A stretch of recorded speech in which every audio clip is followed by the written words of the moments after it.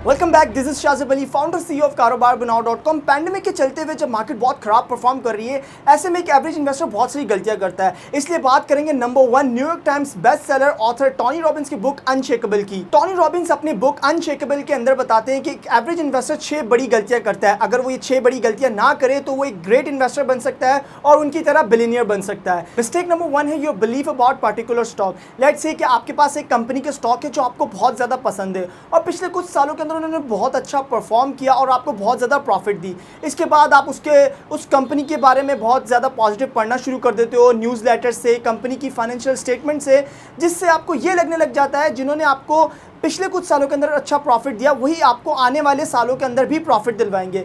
लेकिन एक्चुअल में ऐसा कुछ नहीं होता। ऑथर टॉनी रॉबिन्स अपनी बुक के अंदर बताते हैं जब यूएस के नंबर 1 वेल्थ एडवाइजर ने अपनी क्लाइंट को एडवाइस किया कि उससे अपनी इन्वेस्टमेंट को डाइवर्सिफाई करना चाहिए तो उसके क्लाइंट ने मना कर दिया। क्लाइंट ने कहा कि ये बायोटेक का स्टॉक उन्हें यहाँ तक लेकर आया है, उन्हें खुशकिस्मत बनाया है जिसने उन्हें $10 मिलियन कमा के दिए और वही आगे भी उन्हें कमा कर देगा। लेकिन ऐसा नहीं हुआ। कुछ टाइम के बाद वो $10 मिलियन से $5 मिलियन के स्टॉक रह गए क्योंकि किसी का बिलीफ उसे पैसे कमा कर नहीं दे सकता। इसलिए इसका सॉल्यूशन है कि ask better questions and find qualified people who disagree with you. Warren Buffett, जिन्हें दुनिया का नंबर 1 इन्वेस्टर कहा जाता है, वो आज भी अपने पार्टनर से एडवाइस लेते हैं। इसलिए आपको अपने लिए एक ऐसा पार्टनर ढूंढना है जिसके पास स्किल सेट हो, जिसके पास ट्रैक रिकॉर्ड हो और जिसके पास इंटेलिजेंस हो, जो आपको बेटर एडवाइस दे सके। और क्वेश्चंस आप कौन कौन से पूछ सकते हो? Question number 1, where could I be wrong, मैं कहाँ गलत हो सकता हूँ। Question number 2, what am I not seeing, मैं क्या नहीं देख रहा। Question number 3, what's the downside, किस वर्ड से वर्ड्स क्या हो सकता है।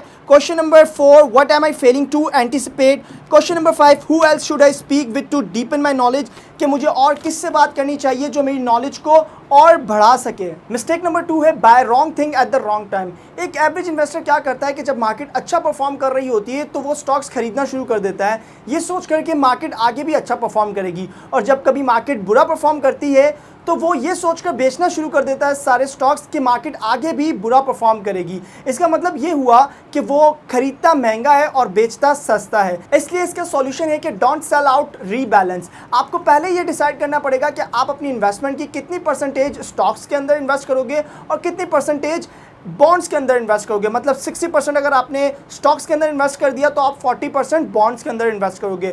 दूसरा ये कि जब मार्केट बुरा परफॉर्म करे तब आपको स्टॉक्स खरीदने हैं और जब मार्केट अच्छा परफॉर्म कर रही हो तब आपको अपने स्टॉक्स बेचने हैं।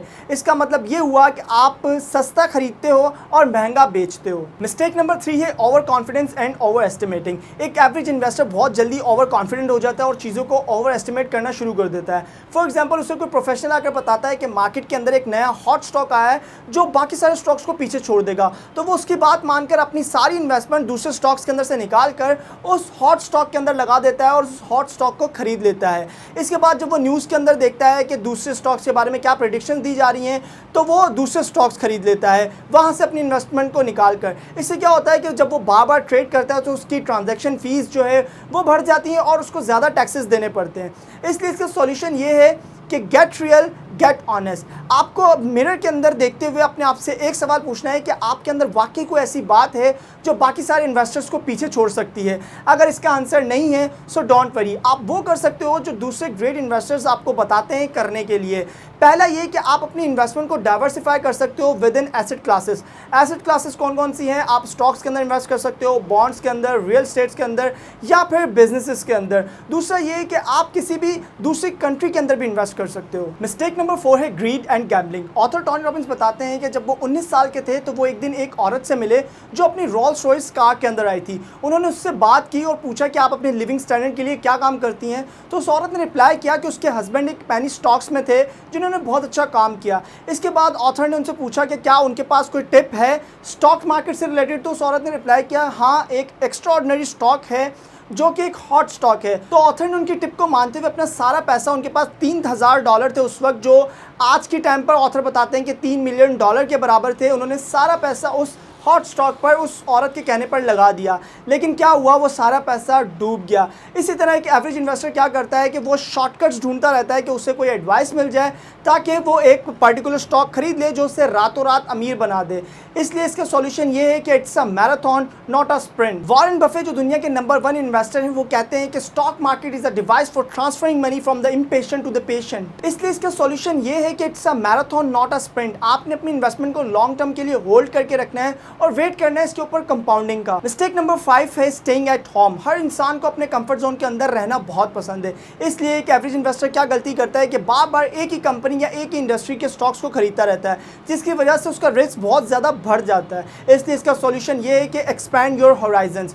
आपको क्या करना है कि आप इन्वेस्ट कर सकते हो ग्लोबल मार्केट के अंदर, इसके अलावा आप इन्वेस्ट कर सकते हो अलग अलग एसेट्स क्लासेस के अंदर like stocks, bonds, real states और एनी अल्टरनेटिव्स के अंदर, या फिर आप डिफरेंट सिटीज़ के अंदर इन्वेस्ट कर सकते हो। इसके अलावा आप डिफरेंट इंडस्ट्रीज़ के अंदर इन्वेस्ट कर सकते हो। मिस्टेक नंबर 6 है नेगेटिविटी एंड लॉस अवर्जन। जब मार्केट कभी कुछ पॉइंट्स की करेक्शन करती है तो एक एवरेज इन्वेस्टर को लगता है कि मार्केट अब डाउन जाने वाली है जो कि कभी रिकवर नहीं होगी। इसको देखते हुए वो कुछ ऐसे डिसीजन लेता है जो उसे लॉन्ग टर्म के अंदर बहुत ज़्यादा नुकसान देती हैं। इसलिए इसका सॉल्यूशन ये है कि preparation is the key. Plan for the best and prepare for the worst.